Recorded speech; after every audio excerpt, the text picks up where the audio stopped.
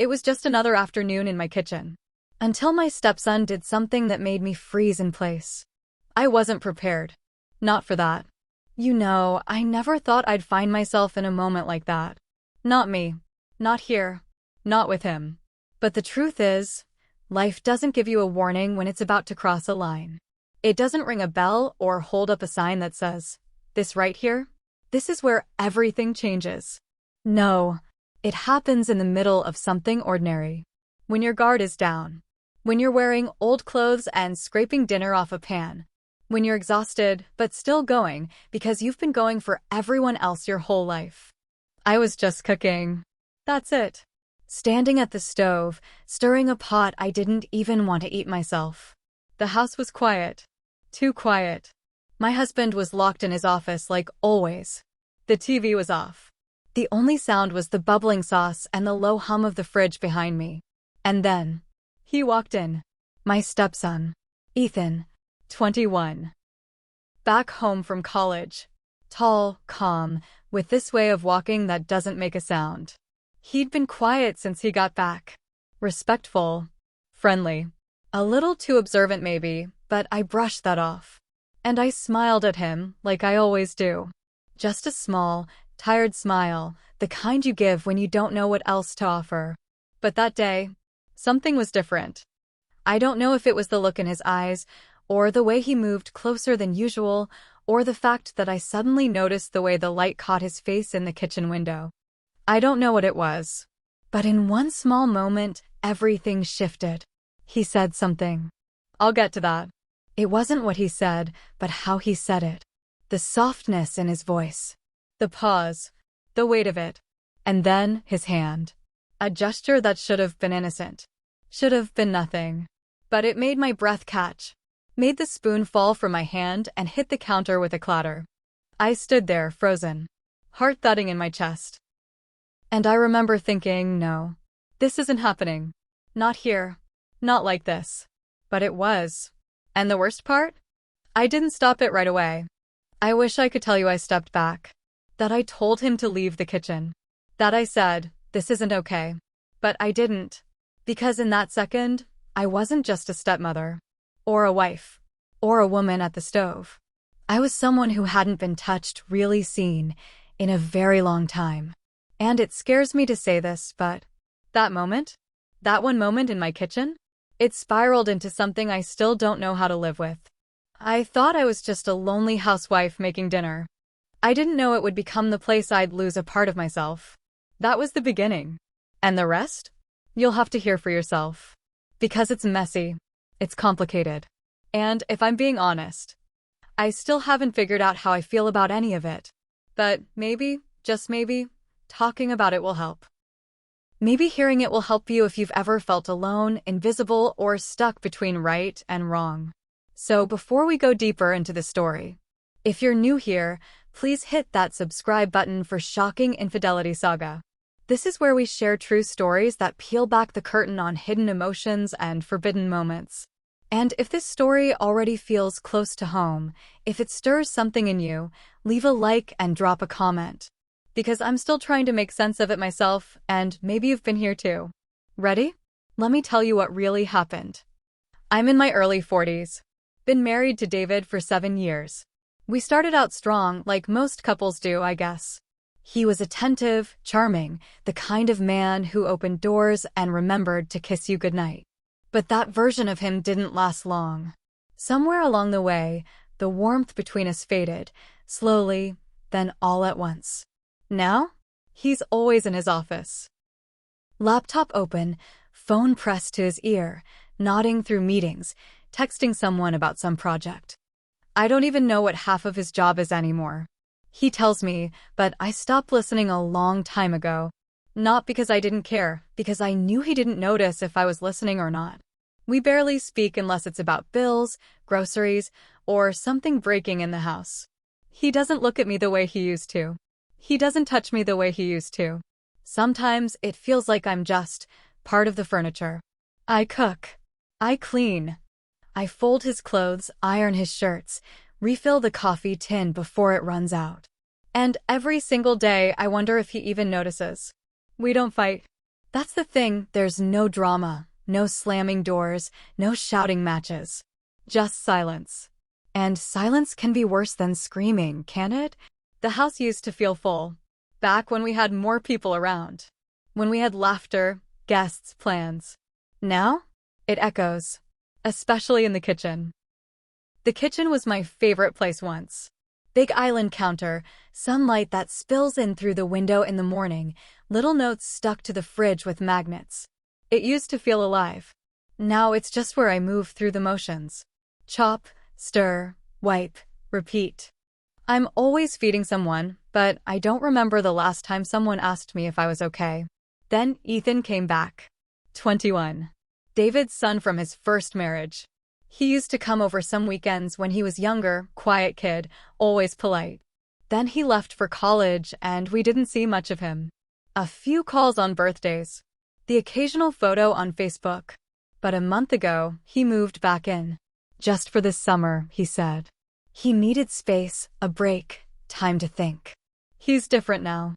Still quiet, but there's something behind it, like he watches more than he speaks. Like he notices things that others don't. At first, I didn't think much of it. I gave him space. Made him breakfast. Tried not to hover. But then, little things started standing out. The way he helped me with dishes without being asked. The way he complimented the dinner I made, really complimented it, not just a casual, thanks. The way he lingered in the doorway when I was doing something mundane like folding laundry or arranging the spice rack. He started asking me questions. How I was doing. What I used to do before I met his dad. What kind of music I liked. It was innocent. But it had been so long since someone was curious about me. And it made me uncomfortable, but not in the way I expected. It made me aware. Aware that I was still a woman. That I still wanted to be seen, to be known. That underneath the apron and the routine, I still had breath in my lungs and a heart that beat for something more than just survival. It felt like standing in sunlight after years in the shade. But it also scared me, because I knew it wasn't supposed to feel good. And yet, there it was. He would catch me looking out the window and ask what I was thinking about. I never knew how to answer. He'd lean against the counter while I cooked and talk about things he remembered from childhood, little things I didn't even think mattered. I found myself waking up and checking the time, wondering if he'd be in the kitchen that morning. I started brushing my hair before coming downstairs, putting on a little gloss, even if it was just chapstick. And I hated that I was doing it. But I didn't stop. David didn't notice. Of course, he didn't. Ethan, though, he noticed everything. And I kept telling myself that it was just harmless. That it was nice, that it was sweet. That there was nothing wrong with a young man being kind to his stepmother. But it didn't feel harmless. It felt like something was growing. Slowly, quietly, beneath the surface. Like a storm you can sense before you see it. Every moment in the kitchen felt a little warmer. A little more electric. A little more dangerous. And I didn't know how to stop it. I told myself it would pass. That it was just a phase. That he'd go back to school in the fall and this odd little tension would vanish like it never existed. But something deep down in me. Something lonely. Something starved. It didn't want it to end. And that's the part that haunts me. Not what he did. Not even what I allowed. But the part of me that welcomed it. That part. That's the part one don't know how to forgive. It started just like any other afternoon. I was standing by the stove, cooking a simple pasta dish. Something quick. I hadn't planned anything fancy. I barely had the energy most days, but I still showed up in that kitchen because, well, someone had to. David was upstairs on a call, of course. Door shut, voice echoing down the hallway every now and then, like a reminder that he still existed in this house. I had music playing low from my phone, something soft, something wordless. Just background noise to keep me company. The smell of garlic and tomatoes was in the air, thick and warm. I was stirring the sauce, lost in my thoughts, when I heard footsteps behind me. Ethan. I didn't even have to turn around. I could tell from the way he moved. Quiet. Calm. No rush in his steps, just the slow, steady presence that had become familiar over the last few weeks. Smells amazing, he said. I smiled without looking at him. It's just pasta. Well, it smells like the best pasta I've ever had, he added, and there was something in his tone. Light, but lingering. Like the compliment wasn't really about the food. He stepped closer. I felt the air shift before I saw him. He leaned against the counter beside me, crossing his arms, watching me. I could feel his eyes on me, not in a casual way, not in a passing glance kind of way, but in a way that made me feel aware. We chatted for a bit. Nothing deep. He asked about my day, told me about a podcast he listened to that morning, made a joke about how David still couldn't figure out the coffee machine. I laughed. It wasn't even that funny, but I laughed anyway. Because I wanted to. Because it felt nice to laugh. Then, as I reached down to grab the strainer from the lower cabinet, I felt it. His gaze. On me. Not just watching, but watching. I straightened up a little slower than I meant to, trying to ignore the flutter in my chest. Maybe I was imagining it. Maybe I was just sensitive. Maybe I'd watched too many movies and read too many stories. I told myself all of that in the span of a second. Convinced myself it was nothing. But then he stepped forward, closer than I expected, and said, "Want help?" "Sure," I said, keeping my eyes on the sauce. "You can stir this for a bit while I drain the pasta." He reached for the spoon, and our hands touched. Just a brush. Barely a second. But neither of us pulled away right away. That moment. So small, so insignificant to someone else, felt loud to me. Like it echoed inside my chest. I stepped aside, and he took over stirring. I moved to the sink, trying to focus, trying to shake off the feeling. But I could feel him behind me. The heat of him. The silence between us was suddenly heavier than the simmering pot. And then he spoke again. "You look nice today." I turned my head, just a little, just enough to catch his expression. He wasn't smiling like a kid giving his stepmom a compliment. There was something else there. Something quiet and intense and male. There was something in his eyes that day, something I hadn't seen from a man in years. And it scared me. Because it felt good. It shouldn't have. I shouldn't have let it in. But I did. And the worst part? I didn't say a word. I just turned back to the sink, heart racing, hands trembling slightly as I poured out the water. I stood there, letting the steam rise into my face, pretending it was just a normal afternoon. That I was just making dinner. That nothing had changed. But I knew something had. Something had cracked open. Quietly. Subtly. And the moment I felt that shift, deep in my bones, I knew this wasn't something I could ignore. Not anymore. I told myself it was nothing. That moment in the kitchen, his hand brushing mine, the way his eyes lingered, that compliment that didn't feel so innocent, I told myself I was overthinking it. "He's just being kind," I said. "He's young. Maybe he doesn't realize how it comes off. I'm the adult. I know where the line is. I've done nothing wrong, yet." But the problem wasn't just that moment. It was what came after. It was the way I couldn't stop thinking about it when I laid in bed that night. The way I replayed it in my head like a scene from a movie. The way I felt something warm twist in my stomach when I remembered how close he stood. And the worst part? The part one hated admitting even to myself? It felt good. It felt like something had been stirred awake. Something I had buried so deep under routine and disappointment that I forgot it even existed. I hadn't felt noticed in years. Not really. Not in that way. Not like a woman. David, he stopped touching me months ago. No more kisses on the forehead, no hands on my back when he passed behind me, no reaching for me under the covers at night. Nothing. I tried. I did. I wore that blue dress he used to love. Put on makeup one night, just for dinner. Lit candles in the bedroom once. He didn't even notice.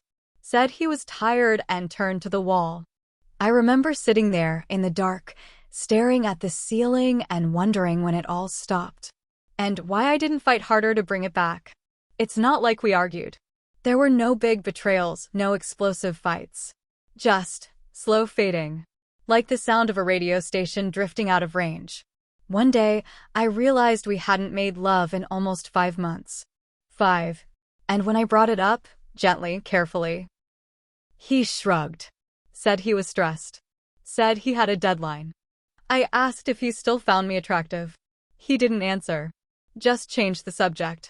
So, yeah, when Ethan looked at me that way in the kitchen, when he said I looked nice and meant it, it shook something loose inside me.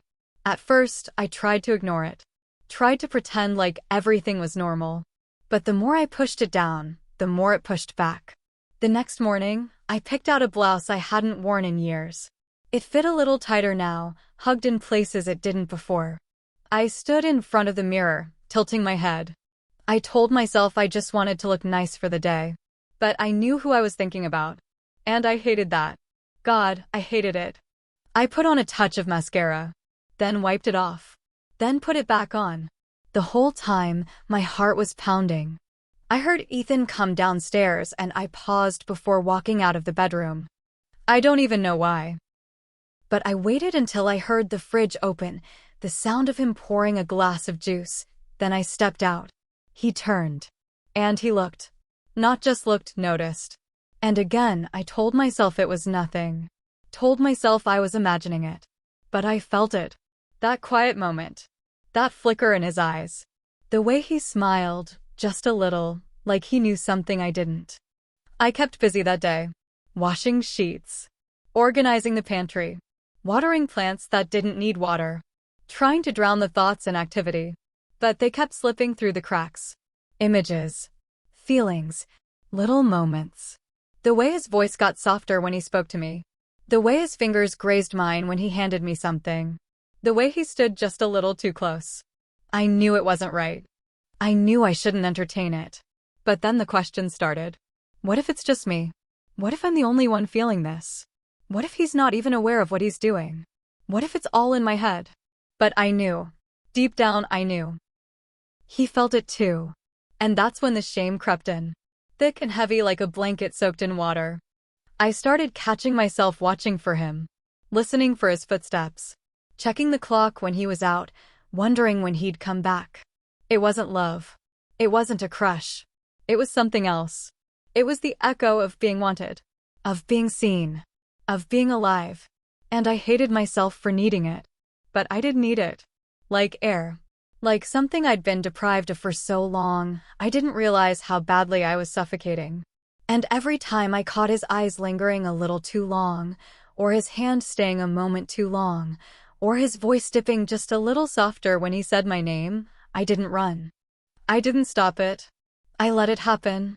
Not because I wanted it to go further, but because I didn't know how to feel anything else anymore. And that's the part one still can't forgive myself for. Not the attention. Not the guilt. But the fact that I needed it so much, that I let it warm me.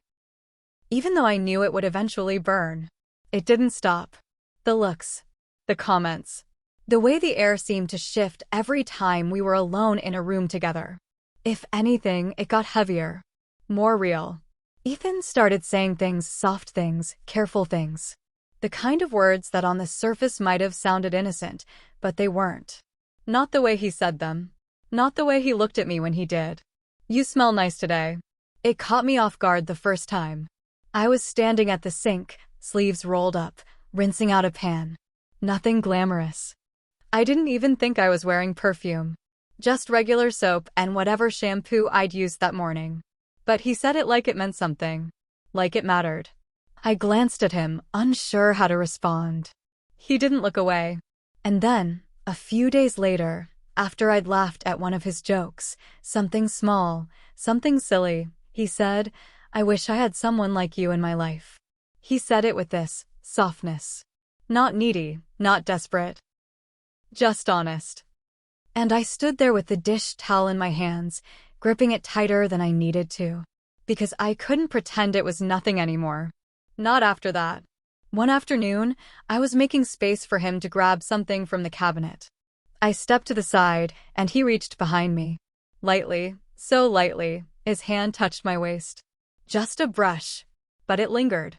I flinched. Not from fear. From awareness. But I didn't move away. And he didn't apologize. He just moved past me like nothing had happened. And maybe nothing had happened. But everything had changed. The tension between us became something alive. It sat in the room with us. One afternoon, it started raining. Hard. The kind of rain that pounds the windows and darkens the sky in the middle of the day. David had gone out, some meeting across town. It was just me and Ethan. The power flickered once. Then again. Then everything went dark. I lit candles. Placed them around the kitchen like I'd done before during storms. I wasn't thinking about the mood I was setting, just trying to see what I was doing. But with the lights off and only the glow of candles flickering, it felt different. Softer, closer. He came into the kitchen and smiled. "This feels kind of romantic," he said. I pretended not to hear him. Focused on the chopping board. He offered to help. Said he was bored. I handed him a knife, showed him the vegetables. He stood beside me. Closer than he needed to. Our elbows touched. Then our hands. I looked up. So did he. And for a moment, too long, we just stared at each other. I should have said something. I should have looked away.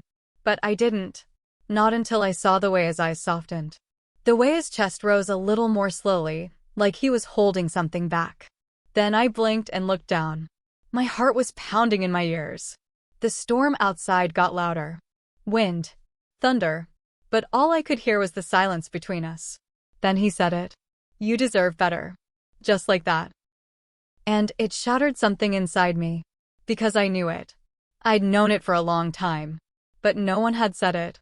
Not out loud. Not with sincerity. Not with feeling. I didn't answer. I couldn't. I just kept slicing carrots I couldn't even see through the tears welling up in my eyes. He didn't press. He didn't move. He stayed there beside me, chopping in silence. The room was too quiet. The candles flickered. And I remember this overwhelming urge to leave. To walk out. To find something, anything, to break that tension. That was the moment I should have left. Should have walked out. Said something. Anything. But I didn't. And what happened next?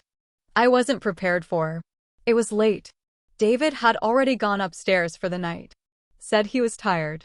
Kissed me on the cheek, barely even touched me, and disappeared behind the bedroom door. I stayed behind in the kitchen, like always, washing the last of the dishes. The lights were dim. The house felt still. There was something heavy in the air that night. Like the world was holding its breath. The water was warm against my hands, and I focused on that. The smell of soap. The sound of plates clinking together in the sink. Anything to keep my mind from wandering where it wanted to go. I didn't hear Ethan come in. I just felt him. He didn't say a word. Not at first. Just walked up behind me. Then I felt it. His hand. Soft, warm. On my shoulder. I froze. Not out of fear. Out of recognition. I turned slowly. And there he was. Looking at me like I was the only person left in the world. Like he saw me, really saw me. Our eyes locked. I don't know how long we stood like that. Seconds? Maybe more. But I felt it before it happened. The moment. The shift. The silence between us pulling tighter and tighter until there was no space left to breathe. He leaned in. And I didn't stop him. His lips touched mine. Just once. Brief. Electric. Like the strike of a match. I gasped and stepped back. My heart was pounding so hard I could hear it in my ears. I stared at him. At his face. At the weight of what we had just done hanging between us. I wish I could say I pushed him away instantly. I wish I could say I didn't want it. But I can't. Because for that one brief moment, I felt alive. Desired. Not invisible. And that feeling, that terrifying, beautiful, dangerous feeling, shook me to my core. "Go," I whispered. He didn't move. His face was so still. So open. Then I raised my voice, just slightly. "Ethan, please." He hesitated. Just for a second. And then he nodded. Quietly. Slowly. He walked out of the kitchen without another word. The door swung closed behind him. And I sank to the floor. My knees gave out before I realized I was even falling. I sat there on the cold tiles, hands shaking, chest heaving. Not because I was afraid, but because I knew that was the moment everything changed. And there was no going back. The next morning felt unreal. I moved through the motions like I was underwater, slow, heavy, unsure if anyone could see the storm just beneath my skin. I stood at the stove, flipping pancakes that I couldn't bring myself to eat. The smell of syrup and butter filled the air, but it didn't bring comfort like it used to. It felt wrong. Like I was trying to pretend things were normal when they absolutely weren't. Ethan walked in while I was pouring the coffee. He didn't say a word. Didn't look at me. Just went straight to the cabinet, grabbed a mug, and sat down at the far end of the table. And I couldn't blame him. I couldn't look at him either.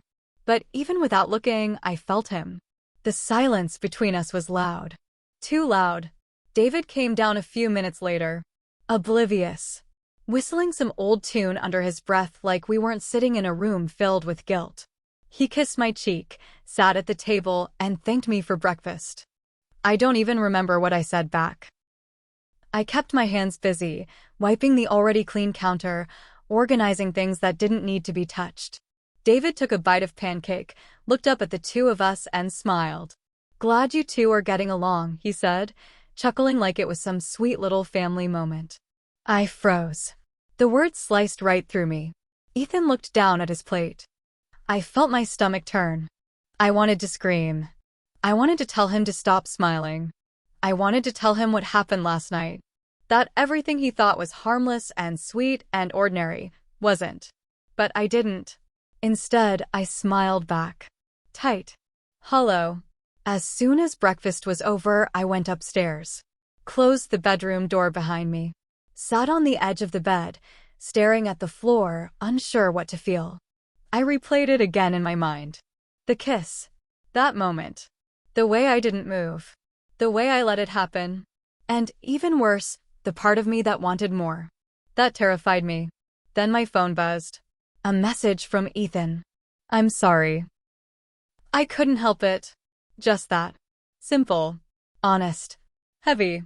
I stared at it. Read it once. Twice. A third time. My finger hovered over the screen. I should have deleted it right then and there. But I didn't. Not yet. I sat with it. Let it sit in me. Then finally, I deleted it. But it was too late. The words were already burned into me. And I knew this wasn't over. I started writing again. Not for anyone else. Just for me. Late at night, when the house was quiet, when the world outside had finally stopped humming, I'd sit on the edge of the bed with a pen in my hand and a notebook in my lap. And I'd spill everything. Every thought I couldn't say out loud. Every emotion I didn't understand. Every question that kept circling inside me like vultures. I wrote about that kiss. About the way it made my chest ache and my stomach flutter. About the heat that lingered long after it was over. I wrote about the guilt. The shame. The part of me that recoiled from what I'd let happen. And the part of me that didn't want to forget it. I wrote about the silence between David and me. How it stretched out like a canyon between us. Deep. Wide. Echoing with everything we never said. I started wondering, really wondering, if emotional starvation could ever justify stepping out of bounds. If longing for something so human could excuse a moment like that. Was it worse to take something that wasn't mine? Or to keep living like nothing was missing when everything was? I avoided Ethan after that. Not just physically, emotionally, mentally. I couldn't meet his eyes at breakfast. I skipped dinners. I buried myself in errands and noise. But still, he was there. In my mind. In my dreams. I'd wake up in the middle of the night, breathless, caught somewhere between guilt and desire. And I hated it. I hated that I couldn't stop thinking about him. I hated that I had to pretend everything was fine in front of my husband. I hated how numb I felt with David, and how alive I had felt in that one terrible moment with Ethan. I started asking questions I didn't want the answers to. What's worse, what I did, or what David never does? Is touching someone a betrayal if your heart's been untouched for years? Does silence count as cheating too? The answers didn't come. Just more silence. Then one morning, Ethan was gone. David told me he went to stay with his mother. No warning. No goodbye. No message. Just gone. And somehow, that hurt more than I expected. But also, I understood. He couldn't stay. Not after what happened. Not with what still lingered in the air between us. There was no confrontation. No confession. Just absence. A hollow space in the hallway where his laughter used to be. A quiet chair at the breakfast table. And me, still here. Still standing in the same kitchen. But nothing feels the same anymore. The kitchen used to be where I fed my family. Now, it's where I lost a part of myself I can't get back. Have you ever felt so invisible that even the wrong kind of attention felt right? I'm not proud of what happened. But I'm not going to lie and say it didn't mean something. Because it did. It reminded me I was still alive. Still capable of feeling. Still capable of being seen. But now I live with this weight in my chest. Every day, I wonder, should I tell my husband? Would it fix anything? Would it just break what's already cracked? Or do I live with it quietly, carry it alone like I've carried everything else? What would you have done in my place? Would you have pulled away? Would you have left the kitchen that night? Would you have been strong enough to pretend you didn't feel it too? I'm asking because I really want to know. I need to know I'm not the only one who's ever walked this line between right and wrong, between longing and guilt, between who I thought I was and who I became in that moment. Please, leave your thoughts below, even if it's just a sentence, even if it's a judgment, or forgiveness. Your words might help me, or someone else going through the same quiet ache. And if this story moved you, even just a little, please subscribe to Shocking Infidelity Saga. This is where we tell the truth. The uncomfortable kind. The kind that lives in the shadows of perfect homes.